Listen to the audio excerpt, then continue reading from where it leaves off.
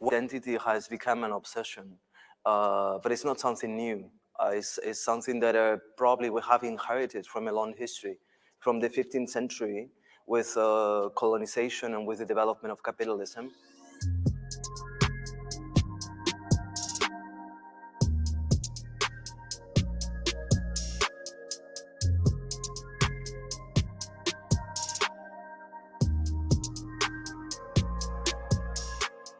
Most of the categories that we still use today, they are to be found really within this tradition, colonial capitalist tradition from the 15th century on.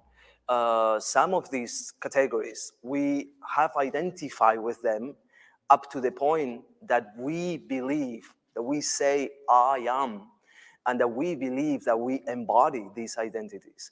For instance, femininity and masculinity as we know them.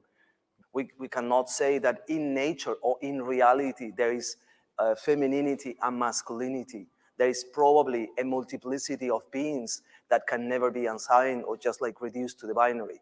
The same way, homosexuality and heterosexuality are very recent modern categories that were invented in the 19th century.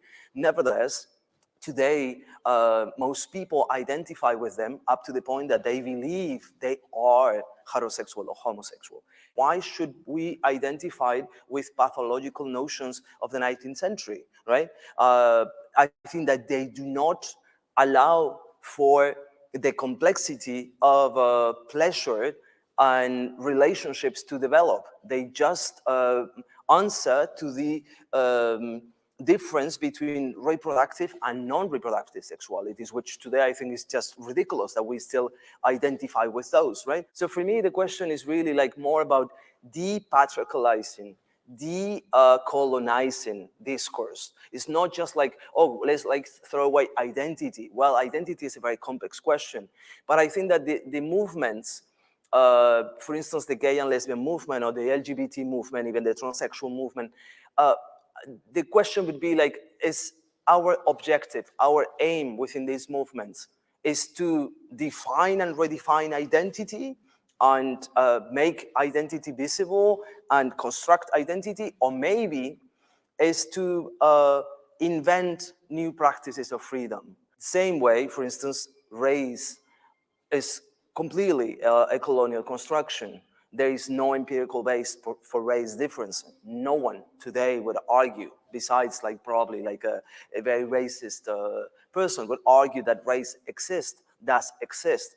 Nevertheless, those categories have been embedded within the structure of the state, within institutions, up to the point that they work today as techniques of government. They're being used to govern populations, to define the conditions of life and death, to establish differences between beings. So for me, it's not so much about like including these identities within the normal history of art or within the, let's say, institutions or within the state, but rather criticize and unbuild the technologies of power that had created those institutions and that it promote technologies of power and violence within many of these institutions. One of my concerns now in contemporary politics is that we are living through a revolution, right? Like basically like a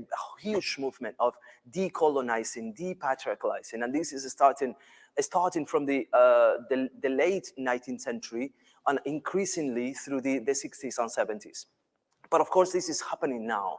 The reactions against that have been numerous along history. The Second World War is a huge reaction against the 20s, which was a moment of openness in all different ways. If you think about gender politics, but if you also think about physics, about the invention of new biological categories and so on. So we could see fascism and even communism in some ways. Sometimes we could see them as reactions to the possibility of changing these epistemologies changing these regimes of knowledge, these techniques of government, right?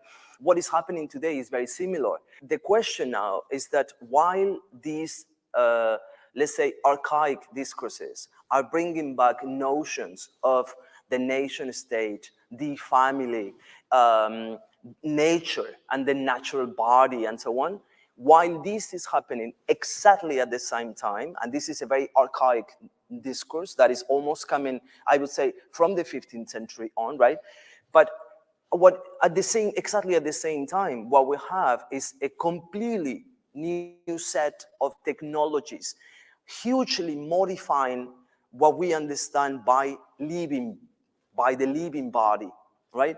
In terms of automation, mechanization of the living being, mechanization of reproduction, externalization of reproduction activities, the fabrication of non-organic organs, and different extensions of the body, all the ones that we use now that have to do with communication, the internet, the social network, and so on and so forth. As a philosopher, what I'm seeing is that what is happening is almost like a mirage.